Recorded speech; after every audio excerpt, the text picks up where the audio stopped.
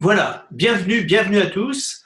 Jean-Marie Gilbert, je suis vraiment enchanté ce soir d'aborder un thème avec la complicité de notre invité, qui est la décision. En fait, la décision, et c'est quelque chose qui parcourt toute notre vie finalement. Hein. La vie n'est faite que de décisions, des petites décisions, de grandes décisions. Et peut-être qu'on en prend beaucoup de petites, hein, mais peut-être pas assez de grandes. Et on verra que le succès dans notre affaire, eh bien, c'est aussi prendre des décisions.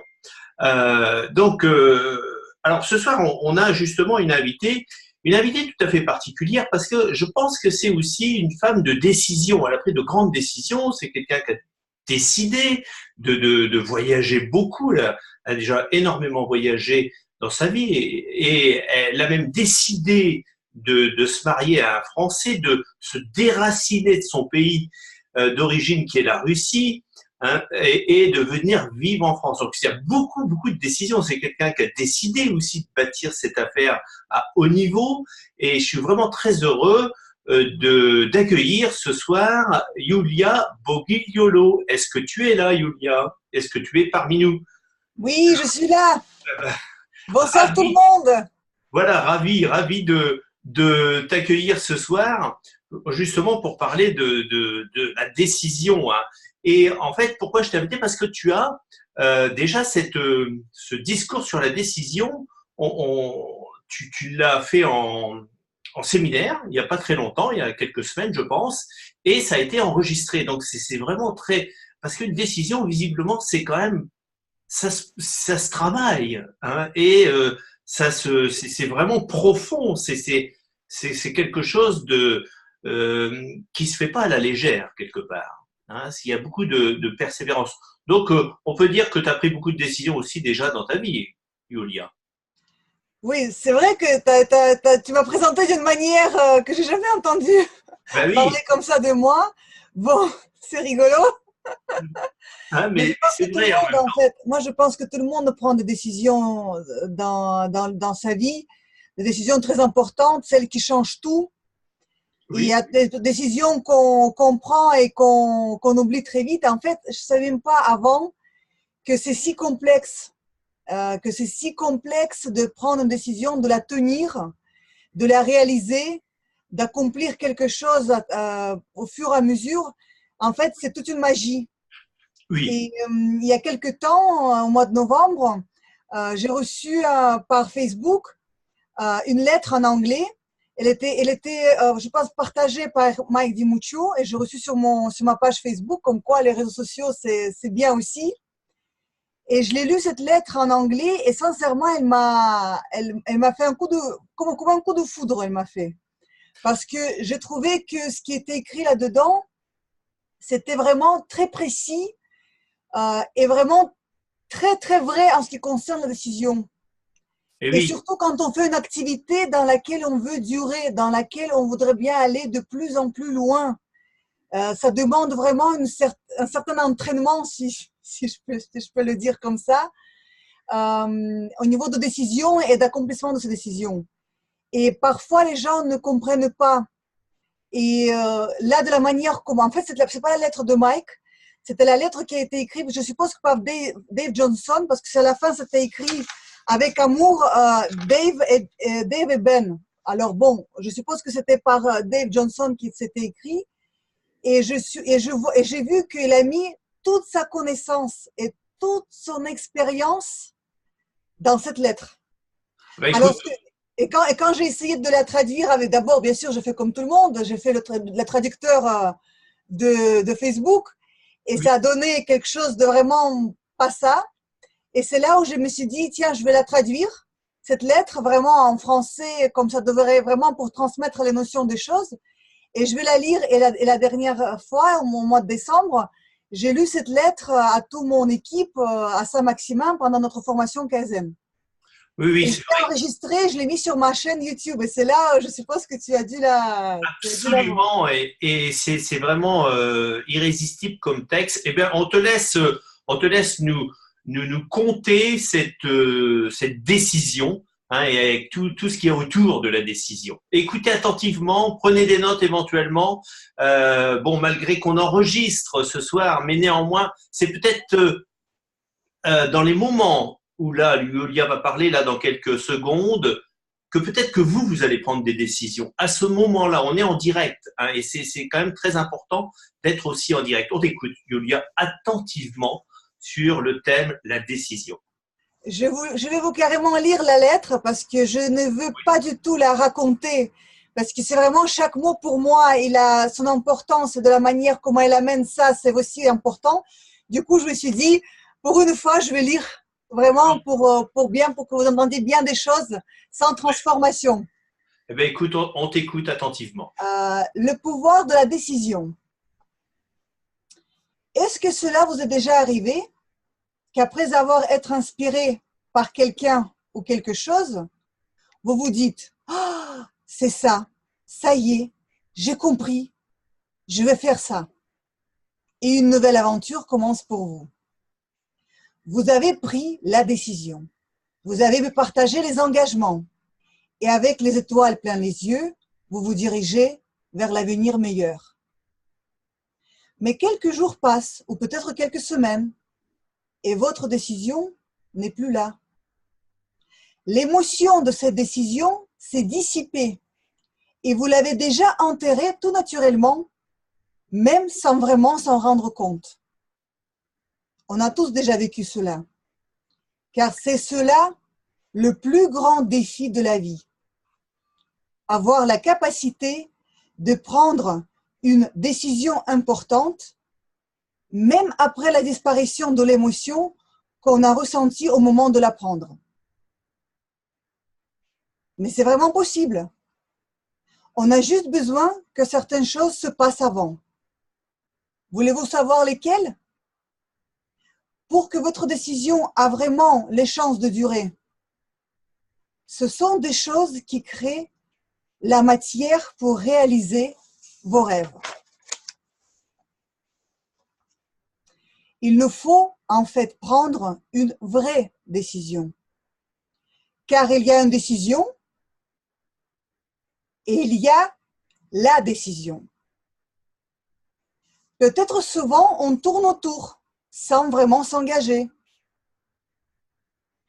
Le mot décider vient du mot latin decidere, qui signifie littéralement couper deux. Quand on prend une vraie décision, on se coupe de toute alternative. Décision plus discipline égale liberté. Mais il faut ne pas confondre les choses. La décision de réussir dans Niken ou dans un autre projet qui vous tient à cœur ne neutralise pas les défis à surmonter, les vents des oppositions et les échecs. Cela signifie que vous avez coupé toute alternative à votre succès. Vous n'allez pas abandonner. Vous persévérerez et continuerez. Parfois, quand on regarde le comportement des personnes qui ont déjà accompli grandes choses, telles que confiance en soi, courage ou conviction, l'attitude positive, confiante, on se dit, eh ben, c'est sûr, qui peut lui dire non? Ou on se dit, son chemin a dû être très différent du mien, car je ne suis pas comme lui.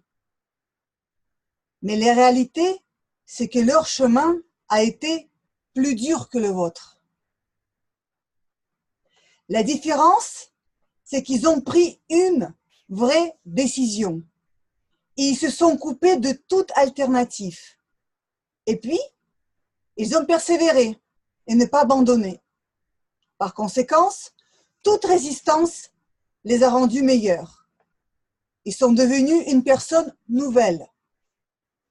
Comme ils ont surmonté les défis, leur confiance en soi et en leur chemin ont grandi. Ils ont battu contre les vents et devenus plus forts.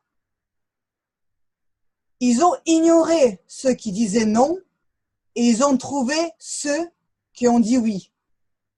Par conséquent, leur confiance, foi, conviction ont grandi. Avec le temps, patience et insistance, ils sont devenus meilleurs et ils ont réalisé leurs rêves. Ne demandez pas que cela soit plus facile.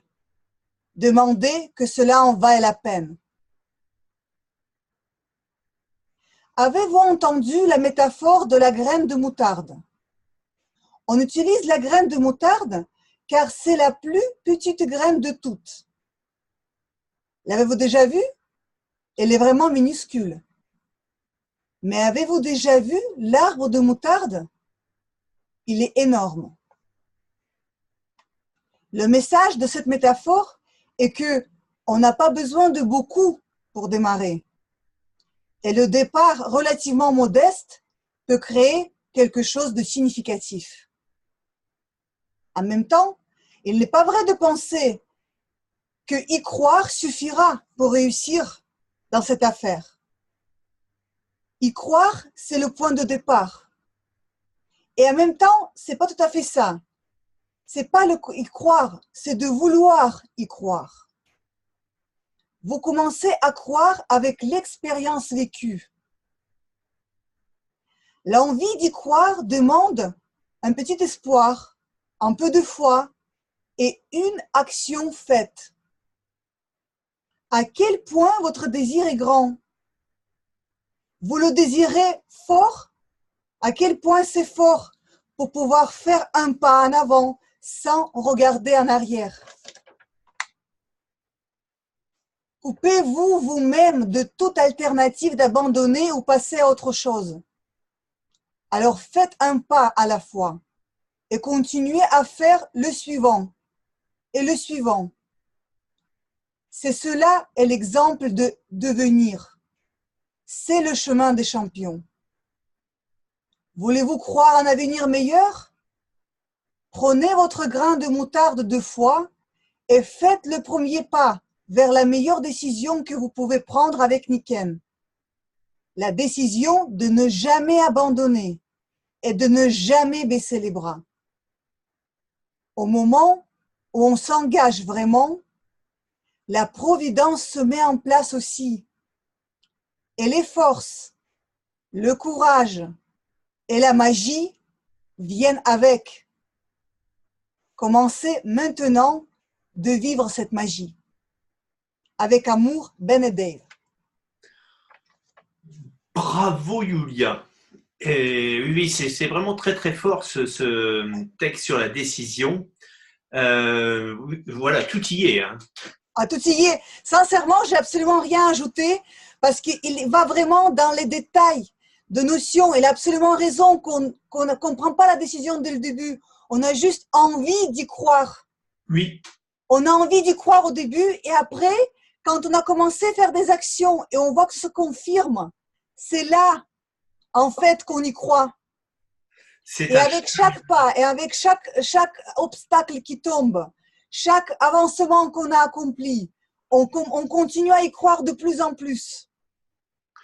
Et c'est pour ça que peut-être les gens nous voient parfois avec les étoiles plein les yeux depuis tant d'années. Parce que plus on avance, plus on y croit. Oui, absolument. Et en fait, c'est le lot de toutes les personnes qui ont du succès. Je vais raconter une histoire de succès là dans quelques instants, mais tous les personnages de l'histoire qui ont vraiment pris des décisions. Hein, il n'y a pas très longtemps, j'avais regardé un peu l'histoire de Disney, par exemple. C'était incroyable son histoire, quand tout le monde n'y croit pas, mais lui, il décide de le faire coûte que coûte. Et ça, je trouve ça extraordinaire. Et si on reprend tous les gens qui ont du succès, ils passent par ces phases de décision et de persévérance. Et effectivement, tu l'as dit à la fin, et il faut jamais l'oublier et en prendre. Souvent, on le dit, il faut prendre la magie arrive. C'est-à-dire que arrive. Voilà. On ne peut pas prévoir tout. Non. Les gens veulent tout planifier, tout prévoir, et on dirait qu'ils veulent se rassurer. Mais en fait, on casse la magie en essayant de tout prévoir. La magie, elle vient après. Il y a de l'imprévu il faut accepter. Elle sera là, elle arrivera, et c'est ce qu'on appelle la magie. En tous les cas, merci Yulia, c'était vraiment un grand plaisir de te recevoir ce soir. Merci à vous de m'écouter. Oui. Je vais donc continuer sur le sujet en racontant une histoire incroyable. C'est donc l'histoire du fondateur de Honda. Hein, Honda, ça vous dit quelque chose? Honda, c'est l'automobile, c'est les bicyclettes. En fait, il s'appelle Soichiro Honda. C'est son nom, c'est le fondateur de la firme Honda. En fait, il décida souvent de considérer les plus grands obstacles comme en fait de simples étapes à franchir dans la course devant le mener à la victoire finale. En fait, ça se passe cette histoire en 1938. Il est étudiant, donc sans argent, mais il a un rêve. Il veut travailler entre guillemets, il veut travailler avec Toyota et il veut créer un piston dans un moteur, en fait. Voilà, c'est son idée parce que probablement qu'il a fait des études d'ingénieur, etc.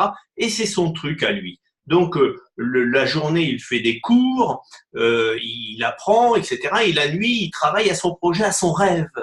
Et il a pas d'argent, et même pour alimenter ses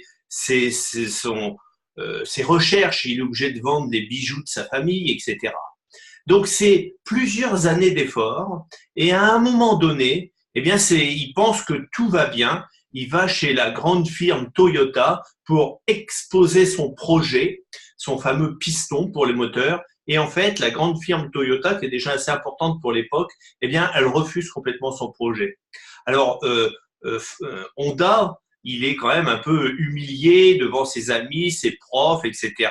Et il se fait passer pour un idiot. Mais en fait, est-ce qu'il est frustré? Non. Est-ce qu'il est fauché? Oui. Hein? Et à votre avis, est-ce qu'il va abandonner? Eh bien, l'idée ne l'a même pas effleuré.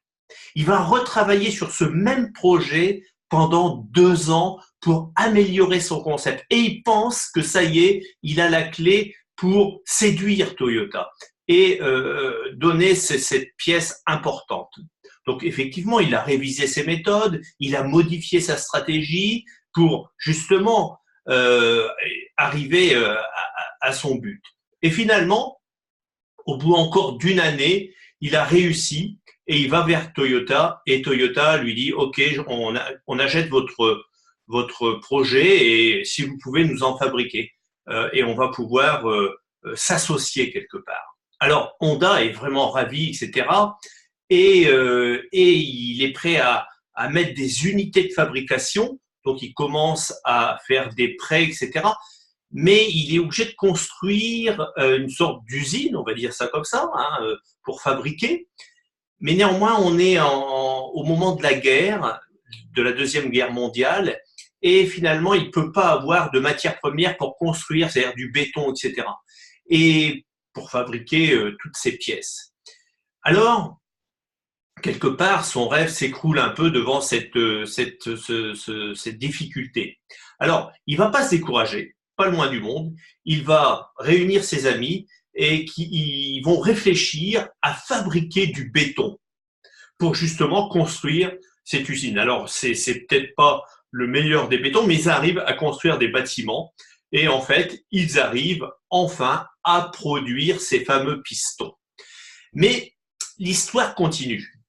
Et finalement, son entrepôt, son usine de fabrication, pendant la guerre, elle est bombardée et complètement détruite.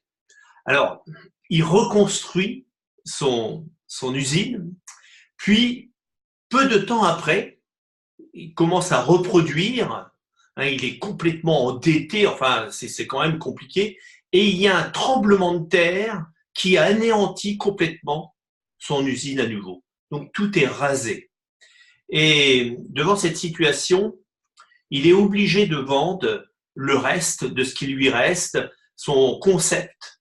Et en fait, il va brader tout ça à Toyota. Et voilà. Donc, c'est quand même une histoire assez intéressante parce que il dit la chose suivante. Vous savez, quand Dieu ne ferme jamais une porte sans en ouvrir une autre. Et après la pénurie, après la guerre, c'est aussi difficile. Hein, il voit que, par exemple, il n'a pas d'essence. Hein, c'est très difficile à trouver de l'essence pour circuler. Honda lui-même ne pas en mettre dans sa voiture. Donc, c'est difficile de se déplacer, de nourrir sa famille parce qu'il a une famille. Et en fait, à cette période très, très compliquée, après-guerre, il ne se sent pas vaincu. Et il va prendre une décision. Vous voyez, il va prendre une décision, comme disait Yulia, et ce genre de personnage qui aide certainement à appliquer tous les principes de la décision, il décidera de ne pas se contenter d'une vie médiocre. Il va se poser une question extrêmement importante et cruciale. Que puis-je faire pour nourrir ma famille? En fait, il réfléchit et à un moment donné, il regarde autour de lui et il lui reste encore un moteur, parce qu'il est dans ce milieu-là, un moteur type tondeuse à gazon, et il décide d'avoir une idée de mettre ce moteur sur une bicyclette. Et il crée la première motocyclette. Alors, il commence à l'utiliser, il a des idées dans la tête, et très vite, ses amis lui demandent s'ils peuvent pas en avoir une aussi, etc. Parce que c'est très pratique quand même d'avoir une motocyclette. Et il commence à avoir un peu de succès en fabriquant lui-même quelques motocyclettes. Alors, évidemment, ça commence à avoir un peu de succès et il se dit mais je peux pas aller beaucoup plus loin. Alors parce que ça demanderait aussi de l'argent qu'il n'a plus du tout, il est complètement ruiné. Et là, au lieu d'abandonner l'idée parce qu'il sent qu'il y a de la demande mais qu'il ne peut pas aller, eh bien, il a une idée, il va écrire, écoutez bien, à tous les marchands de vélos au Japon, et il y en a beaucoup parce qu'il n'y a que le vélo qui compte à ce moment-là pratiquement, et il y a à peu près 18 000 fabricants, pas fabricants, mais de revendeurs de vélos. Et donc, il leur écrit et il leur dit qu'il a un projet, il expose son projet, et en fait, il leur demande d'investir. Et il y a 3000 d'entre eux qui vont investir de l'argent justement pour l'aider à monter son entreprise et de fabriquer des motocyclettes. Alors au début, il a une difficulté parce qu'il commence à en fabriquer pas mal et elles sont trop lourdes et trop grandes. Et finalement, il y a peu de Japonais qui vont acheter et c'est un échec encore, à nouveau. Encore un échec. Et en fait, il va pas baisser les bras à nouveau, il va rebondir encore une fois. En fait, il ne fera que rebondir sans cesse. Et il décidera de vendre un peu ses stocks comme il peut. Il est complètement endetté à nouveau, il est au bord du gouffre. Mais il décide de construire des modèles plus légers, plus petits. Et d'ailleurs, il va nommer son nouveau modèle le Cube, qu'on peut retrouver sur Internet. Et là, eh bien, il va commencer à en vendre beaucoup à travers le pays. Et ça y est, c'est parti. Et il va avoir beaucoup de succès. Et il va devenir même célèbre au Japon. Et même l'empereur va le décorer. Et tout le monde va déclarer également qu'il a eu bien de la chance d'avoir une si bonne idée.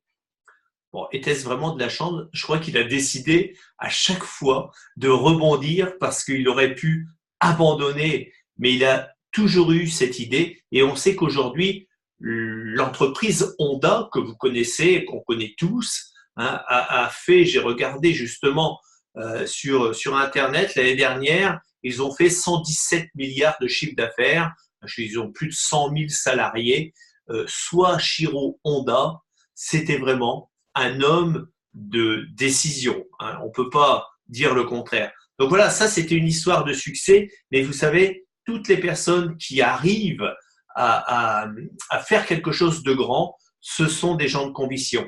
Voilà, bah écoutez, c'était le sujet sur la décision. Je voudrais vraiment remercier Yulia qui nous a bien expliqué tous les critères d'une bonne décision. Rassurez-vous, Yulia, tu es à nouveau là. Merci de revenir quelques instants. Merci à toi de nous avoir expliqué. C'est enregistré, ça sera à nouveau sur YouTube. Donc, vous ne pourrez pas manquer le thème sur la décision. Alors, une information juste avant de vous quitter, la formation HBM a changé au niveau de la date. Hein. Ce n'est plus le 6 et 7 avril, mais ça sera le week-end juste avant. Il y a eu un changement au niveau de Niken. Ça sera le 30 et le 31. Donc, on est en train de travailler. On vous donnera tous les horaires. Vous aurez tout ça, évidemment, rapidement. Mais je tenais à vous le signaler. Donc, profitez de votre entreprise, profitez de vos produits, profitez de l'EPAC, profitez, décidez de démarrer du monde en janvier. C'est un bon mois pour décider de monter une grande affaire, d'avoir vos 3 ou 4 premiers associés avant le 31 janvier. De ce que vous avez fait en décembre, essayez d'augmenter de 10% le travail que vous avez fait. Et c'est comme ça qu'on monte une grande affaire et qu'on décide. N'est-ce pas, Yulia? Oui, et du coup, dans le sujet, je voudrais bien dire à tout le monde bonne année et je vous souhaite à tous de prendre de bonnes décisions cette année, les décisions qui vont rendre votre vie meilleure. Prenez la décision de faire votre vie meilleure. Ça, c'est chacun d'entre nous qui fait ça individuellement. Et j'espère que l'année 2019, ça sera l'année de décollage pour chacun de vous dans cette direction. Merci encore, Yulia. À très bientôt. Hein. À bientôt. Bonsoir à tous et bonsoir. Écoutez, bonne soirée. Hein. Au revoir. Au revoir.